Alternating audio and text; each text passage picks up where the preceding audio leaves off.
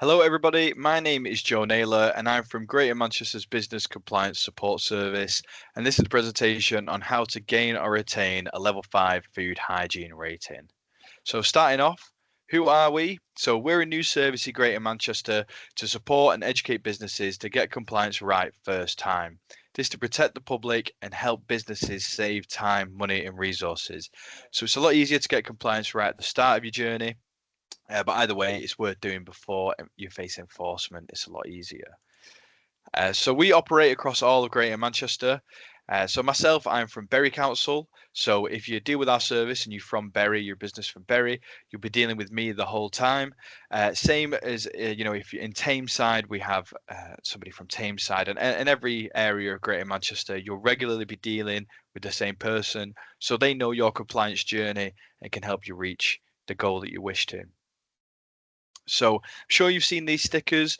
Don't worry if you haven't, but this is what you receive when you receive your food hygiene rating. So when you register your food business, an environmental health officer can visit your premises to carry out a food hygiene inspection at any reasonable time to issue your premises with a food hygiene rating. So 5 is the top of that scale, and it is a very good. So if we quickly run through all the areas. So 4 is good, 3 is generally satisfactory, 2 is improvement necessary, and this is where we get into the range of some food businesses, some food delivery platforms, sorry, require you to have a certain food hygiene rating. So I believe Just Eat only want businesses with a 3 or above on their platform, and they won't trade with you unless you have that. And I believe Just Eat is 2 or above. So 1 is major improvement necessary, and 0 is urgent improvement necessary. So having a 0 in your food hygiene rating means there's an imminent danger to public health. So your business will be closed until you fix those issues, but also depending on the reason for the 0 rating, you may face prosecution depending on the severity of the danger to the public. So here's some benefits to a level 5 food hygiene rating. So you may see an increase in business, higher customer trust, safer working environment for yourself and your staff, higher productivity because of that, and you may also avoid future costs. So that's enforcement and fines you can avoid. So negatives to a low hygiene rating are very similar to the positives, just the opposite. So you may find a decrease in your business. You cannot trade on certain delivery platforms.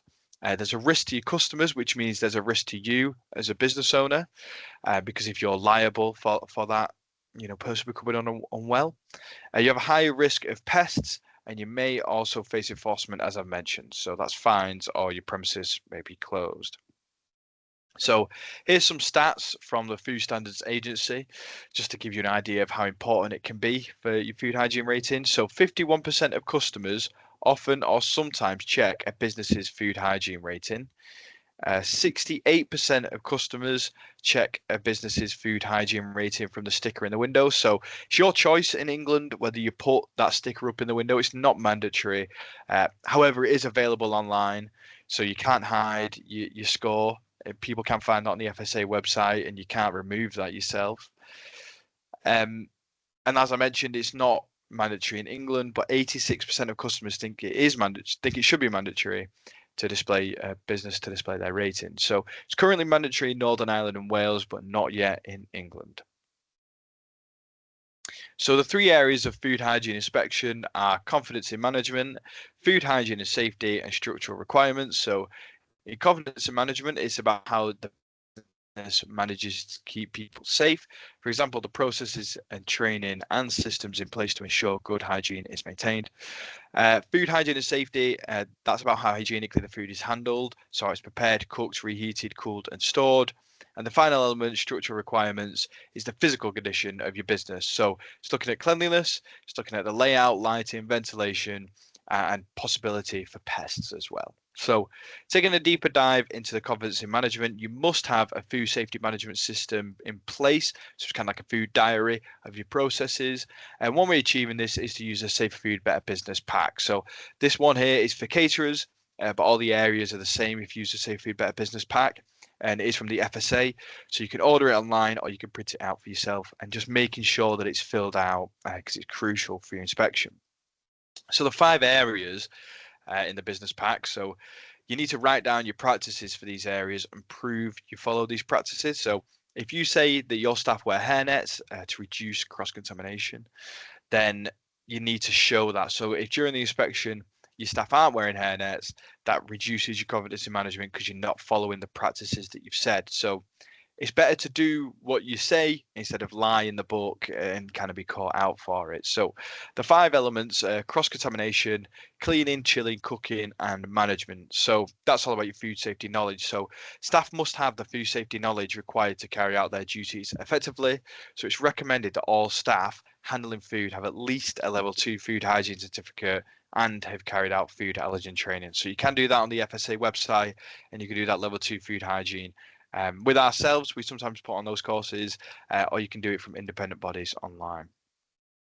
So for food hygiene and safety, it's all covered in the cross-contamination section, the cooking section, the cleaning section, and the chilling sections of the Safe Food Better Business Pack.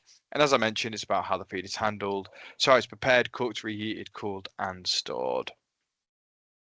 So under the food hygiene and safety, they're going to look at the cleanliness of equipment and your services.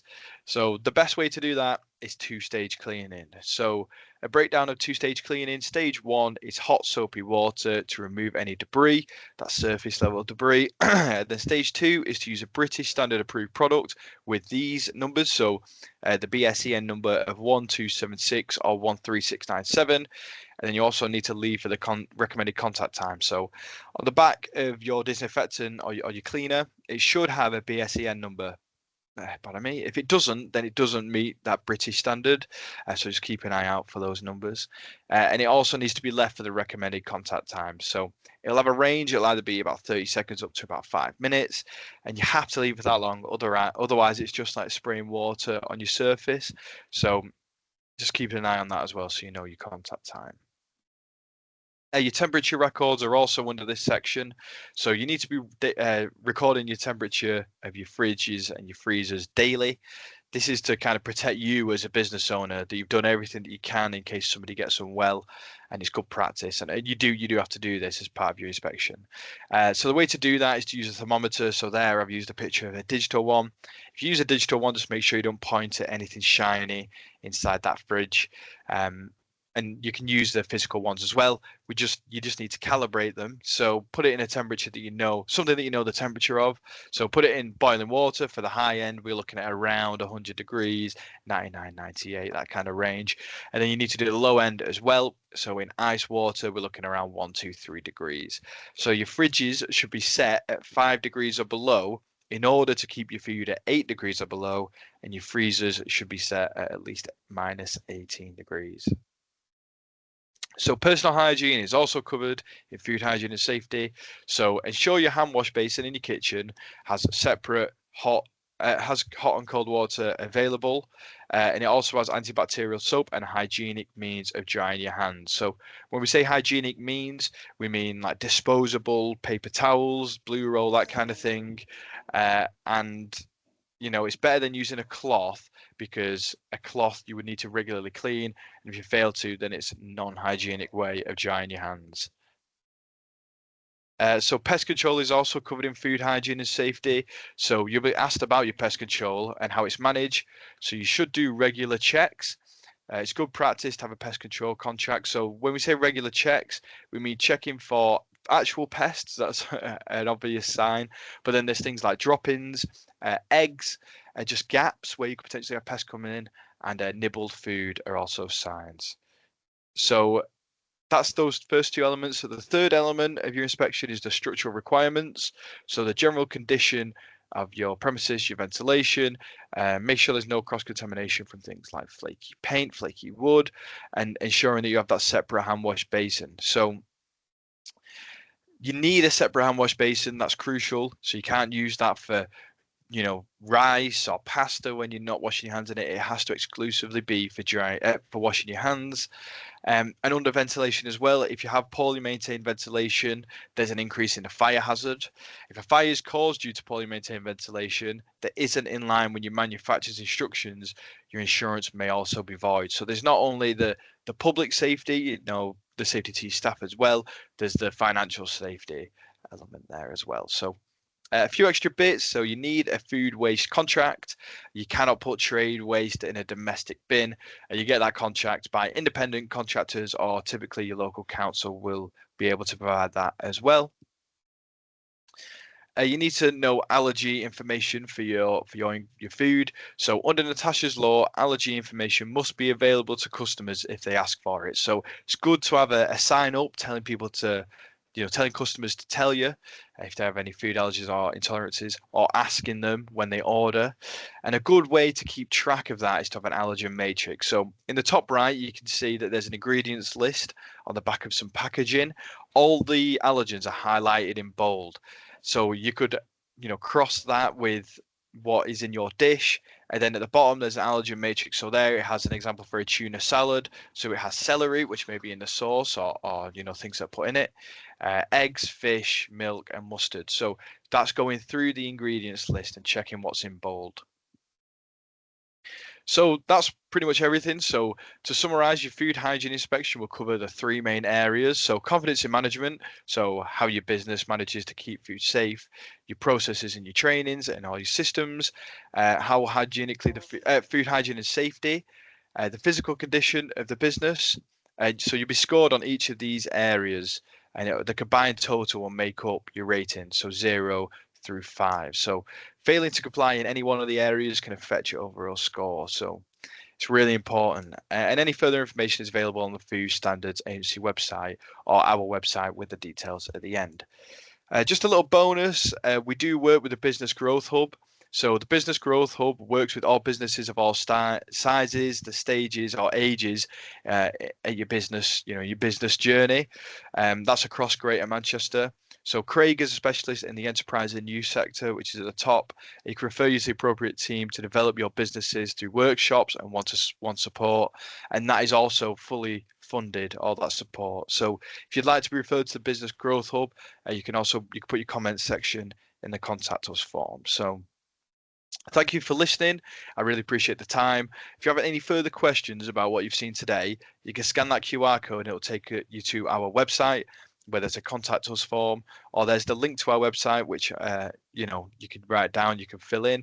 So that's www.gmbcs.co.uk, or you can email us at info@gmbcs.co.uk. Thank you very much, and I appreciate you taking the time today.